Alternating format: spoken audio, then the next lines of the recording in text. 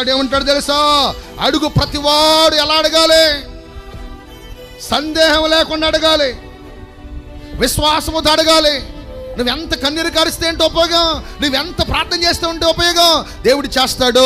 నాకు ఆ స్థితిని ఇస్తాడు, నా బ్రతుకును మారుస్తాడు, నా కుటుంబాన్ని దేవుడు కడతాడు, నా పట్ల మేలు చేస్తాడు, నా ప్రభు నన్ను స్వస్థపరుస్తాడు, యేసు ప్రభు బాగు చేస్తాడు అనే విశ్వాసం నీలో లేకుండా నేనంటాను, నువ్వు 3 గంటలు కాదు తెల్లాళ్ళు ప్రార్థన చేసినా ఆ ప్రార్థనలు ఏమి ఫలితం ఉండదు.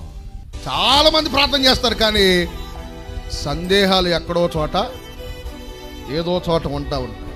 చేస్తాడు దేవుడు, జరిగిస్తాడు దేవుడు. అవుతుందా? ఆయనకు అసాధ్యమేనా?